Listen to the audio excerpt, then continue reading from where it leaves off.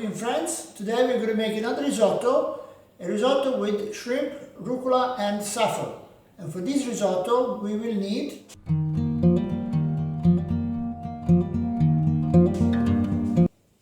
carnaroli rice, saffron.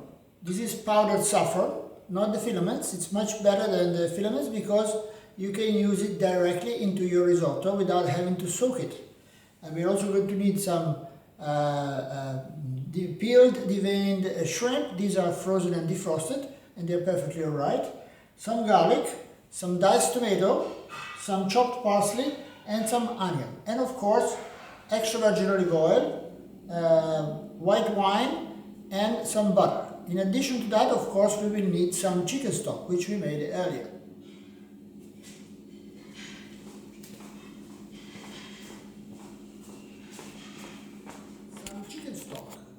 We always have a pot of chicken or vegetable stock going in our kitchen, and because we use it to add liquid to many sauces.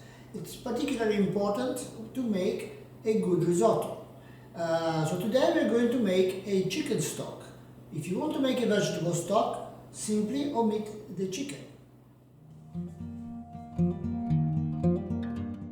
In the stock we're going to put also some parsley stalks. Usually they throw them away.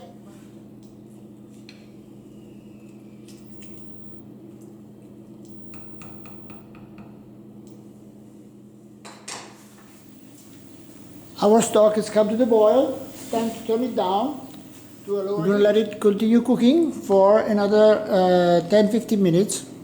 45 minutes is sufficient. So we are now ready to use this stock for anything that we want.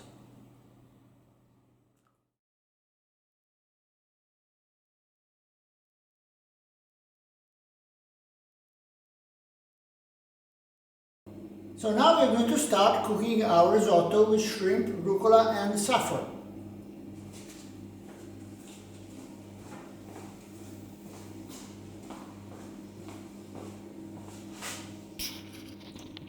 Okay, ladies and gentlemen, we're going to start making our risotto now. We're going to start with some butter, some onion, about half an onion, about 2 tablespoons of extra virgin olive oil,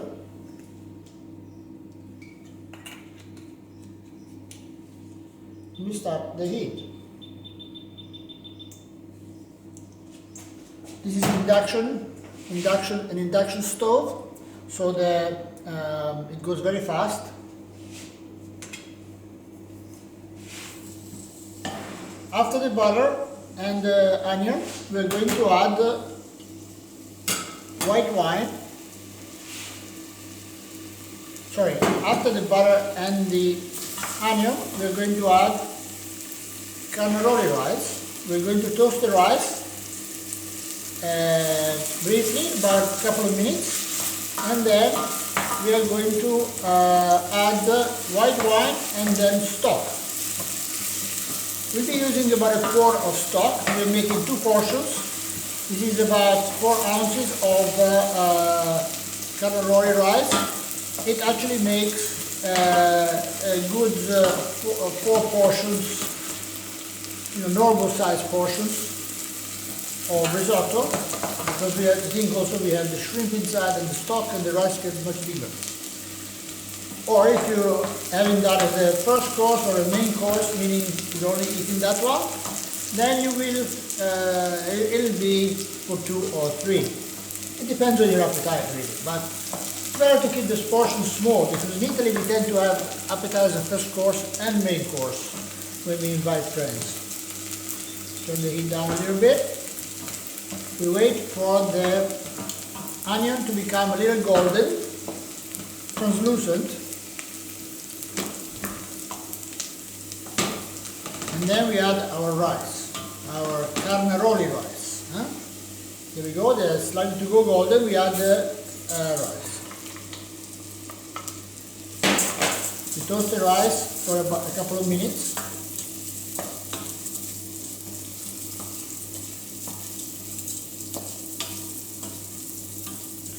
the beginning it feels a little sticky, but then it will become more dry and we will move around much easier.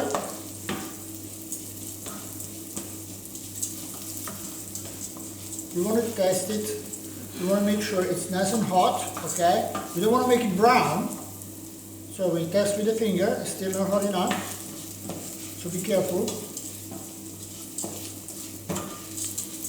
So it's starting to move around a little better now, it's not sticking to each other anymore, and I think this is also the time when it's hot enough. So we're going to test again with the back of your finger, and it's almost ready, okay? You want it nice and hot.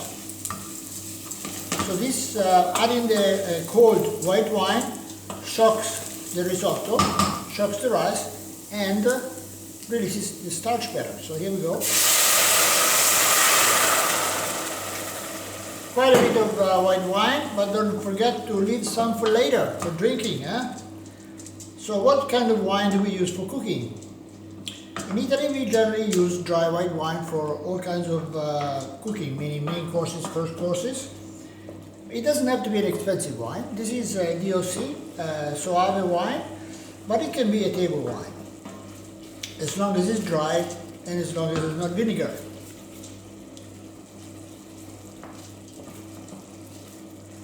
Here we go, so we let the rice absorb the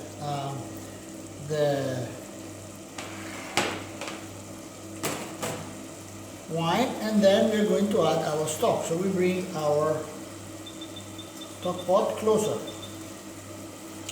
Make sure the stock is nice and hot. We have a nice color stock, huh? Look at that, amazing, huh? So for this stock we used celery, carrot, onion, tomato, pieces of 2 or garlic, some whole peppercorns, and 4 or 5 bay leaves, fresh bay leaves. Okay, here they grow like a weed, but you can use the dried ones if you don't have fresh bay leaves, don't worry, okay? It's nice aromatic stock without any salt in it, because we might be using it with salty ingredients, especially in a risotto where the stock evaporates. Okay, how beautiful, huh? Awesome. Awesome. Here we go. Now it's time for the stock. We don't want it to get too dry. So at the beginning we add quite a bit of stock. I don't know if you noticed this neat little trick. We have a strainer which we put inside the pot, so we can take only the stock without having to worry about the vegetables. We want to keep the risotto quite wet, at the beginning quite soupy, so we put 3 ladles of stock to make it, to cover the rice, because the rice needs to absorb liquid. If you keep it too dry, it will take forever to cook. That's why people say, oh my God, I don't want to make risotto because it takes all day. Thank you, because you're not putting enough stock, enough liquid. So at the beginning we put a lot of liquid, then we put a little bit less, and then a little bit less, okay? We're going to be putting stock about 3 or 4 times. We don't have to stir all the time, but often. So we can add, at this stage, a teaspoon of salt, and a 1/4 teaspoon of pepper. I use white pepper. Especially for this risotto, it's better to use white pepper because it doesn't give off any color. The black pepper is more aromatic, but the specks of the black pepper remain in the risotto, and a light color risotto, it would show, like you dropped something in it. We're also going to add some crushed garlic. There we go.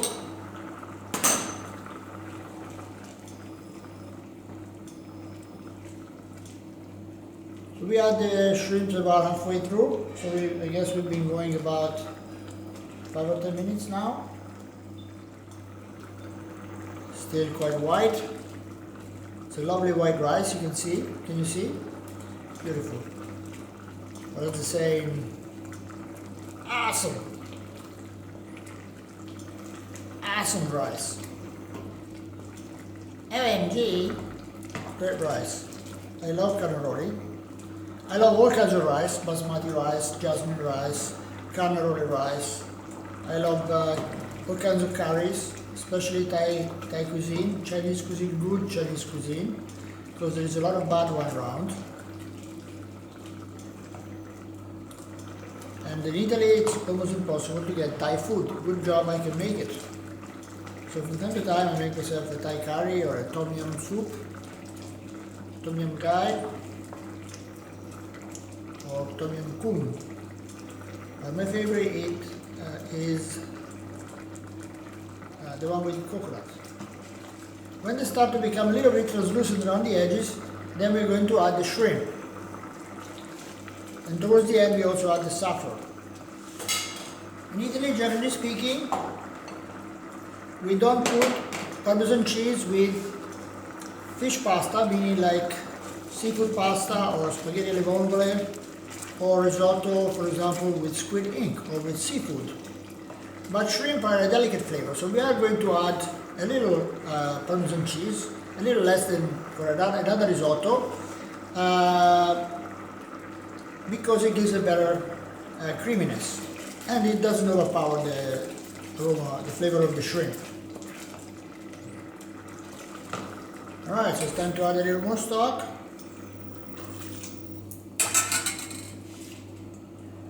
Stock must be hot, otherwise it will cool your risotto down and it will take longer.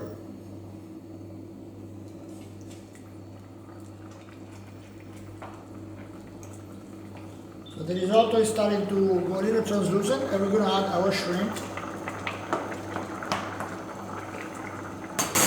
And there. This was about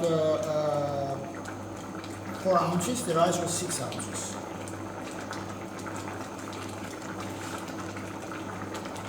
So that's already 10 ounces, eh? Plus the butter, plus the wine, plus the stock. So that's why it makes for a lot of portions.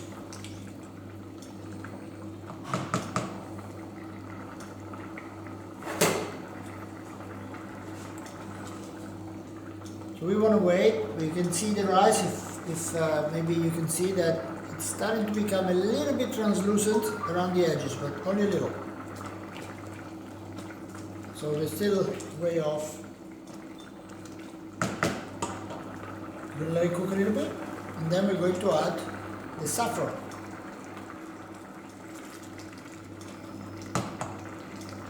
Now, to make a risotto, you never use a frying pan.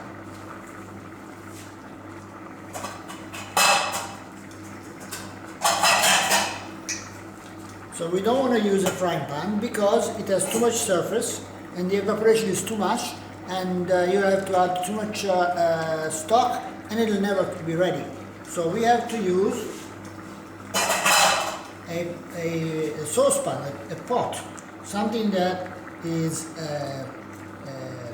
with a high side, so that the ingredients, the risotto, everything stays together a little bit deep, so it cooks better. So in a frying pan is not good. I've never made it in a frying pan, but anyway, I've seen people doing it and it takes forever. We're almost ready for a little more stock. Is starting to become translucent around the edges. Wait a little more. There's really no need to stir. I like to stir because I want to see the consistency of it. I want to see what it looks like, no? But if you use a good pan, this is a saucepan suitable for induction. So it has a thick bottom, a double bottom, and so apart from being very fast because it's an induction stove, but the thick bottom distributes the heat inside the pan evenly, so it doesn't burn really like you would have on a gas stove, especially with a thin pan, because the little points of the flame, you know, they go straight through the metal if it's thin, and burns the food.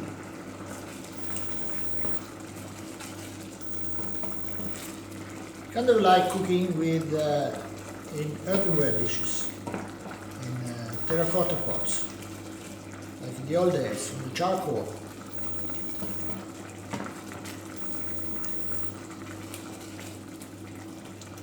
I remember when I was little, my mother used to cook on charcoal, but it's a dirty job.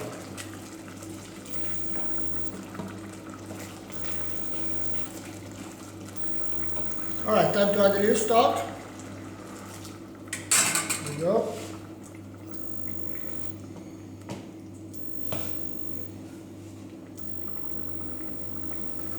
And also time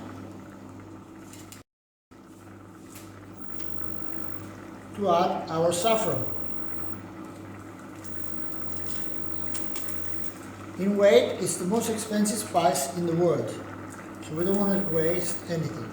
But in Italy, this is quite convenient because a little bag like that costs less than €1, but it makes 2 to 4 risottos.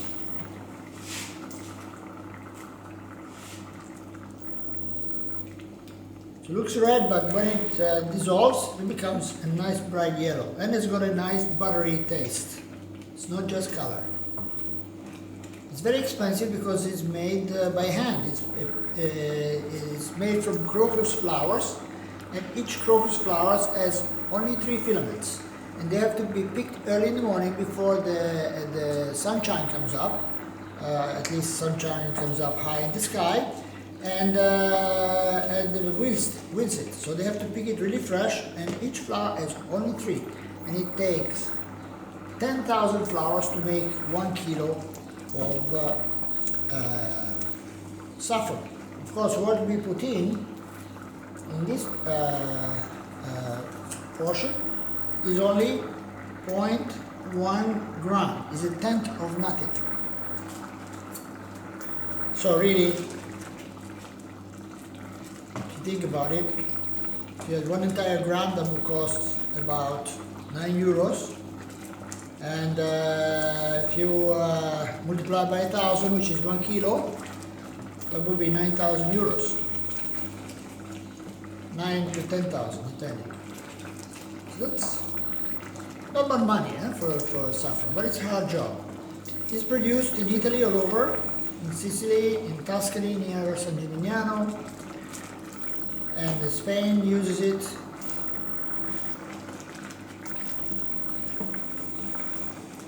They use it for paella, of course. Alright, our rice is starting to become more translucent.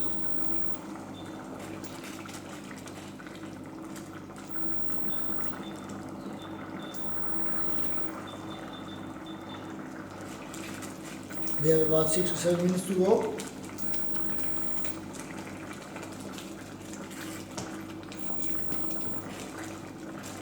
So it's becoming creamy now, because the rice is becoming soft and it's starting to release the starch. Now the stirring just rubs off the cooked rice from the outside of the grain and basically dissolves it into the stock, so it becomes creamy. So it's time to add another layer of stock. That will probably be the last one that we're going to put.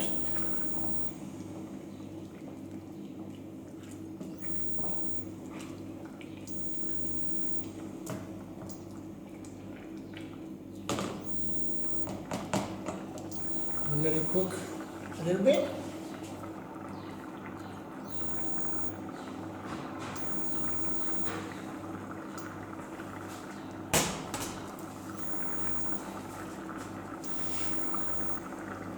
So at the end we're going to add a little parsley, a little diced tomato, a little Parmesan cheese, a little butter, and arugula, also known as rocket in English, meaning British English. Rocket because the Americans, they use the Italian word, which is rucola, but it is, most Americans say arugula, because it's a dialect inflection from southern Italy, arugula. But the English use the French word, which is roquette. Roquette, rocket. Because of this, it's very much liked by the astronauts that live on the space station. They love rocket salad.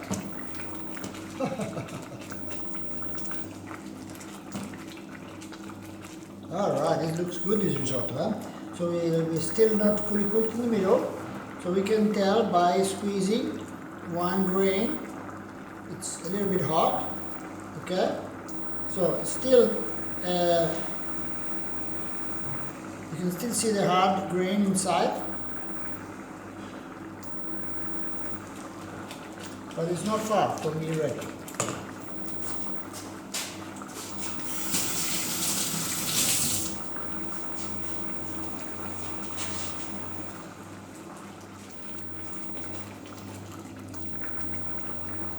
Looking good, you're almost there. We're going to taste for salt. Pretty good, delicious shrimp flavor. Yummy. So it looks like a lot of work, no? It's a little time consuming, and the problem with risotto is you can't really make it ahead of time. Of course, everybody reheats this risotto the next day if you have leftover, but it's so much better when it's made and eaten just after it's been cooked. So what you can do, when you have your friends, you can recruit them, give them a glass of wine, and says, "Oh darling, come over here, I'm going to teach you how to make risotto. Just keep stirring, and here's the wine, you can glass of wine from time to time." And they said, "Really? How long?" "Oh, not long, but don't forget to stir." And then you go off and come back after 10 minutes. They'll be entertained with a glass of wine, and you have less work. Huh? You can go and set the table, or take care of the main course, or the appetizers. Alright, it's looking good. A good white one.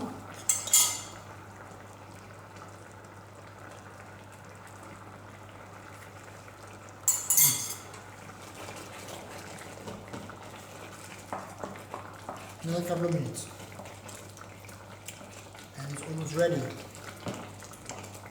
We're gonna add now a little bit of parsley. Not a lot. Gives a nice flavor, a little bit of color. But we have that also from the arugula. So most of our flavor. So it's very creamy, can you see? Very creamy.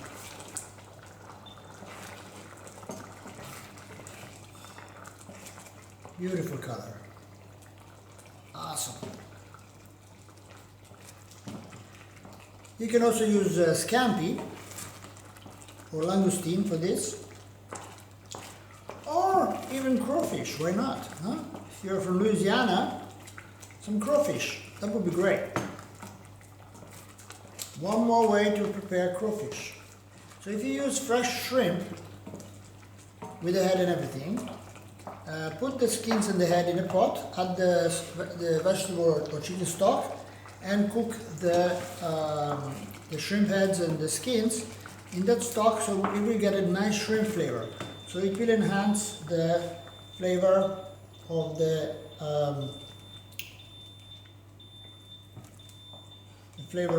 risotto. So my timer is telling me that it's ready, but let's check.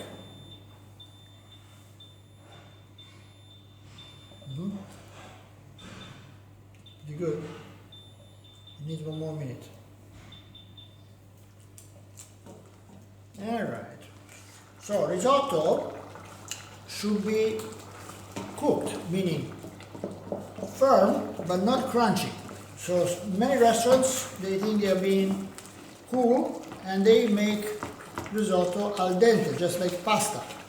But rice is not pasta, so it should be firm but not crunchy. Huh? So that's, if they give you crunchy rice, that chef doesn't know what he's doing.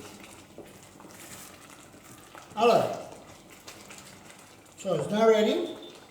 We're going to turn it off and we're going to add some butter,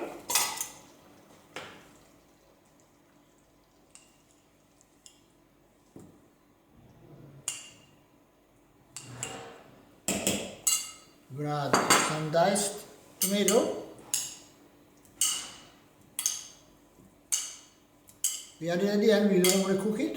We want it to get warm but retain its shape. And we're going to add some Parmigiano, not a lot, and stir. And then we're going to add the rucola at the very end.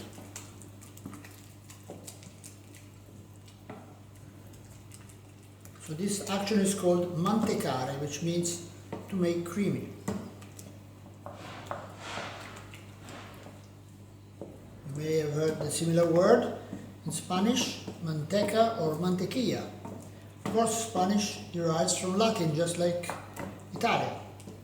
They use some words differently from us. So ours is burro, which of course in Spanish is a very funny word. Burro means donkey in Spanish. So if you say, well, we're going to put some burro in our risotto, they're going to say, burro in our risotto? Mamma mia, how much butter, how much donkey you're going to put? So here we're going to put rucola, arugula. So we put that at the very end because we don't want it to cook at all. So we want it to retain a little bit of bitterness.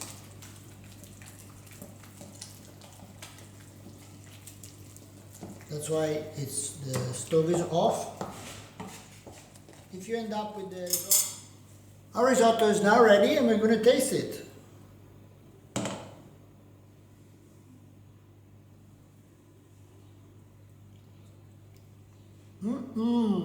Delicious. Now we're going to plate it. We're now going to plate our risotto. So we have abundant 4 portions of risotto. We don't want to exaggerate.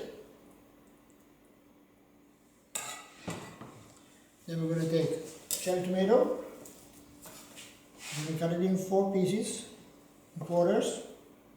I'm going to place 3 of them. We always avoid the number 4 in decoration.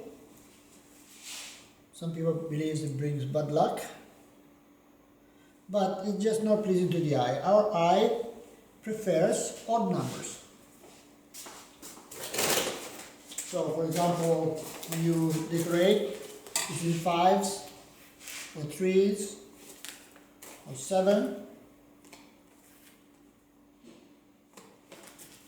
You don't want to make it too obvious, like a 6. You want to try and avoid too symmetrical.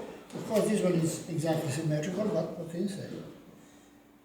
It is a poetic license for chefs. Simple presentation.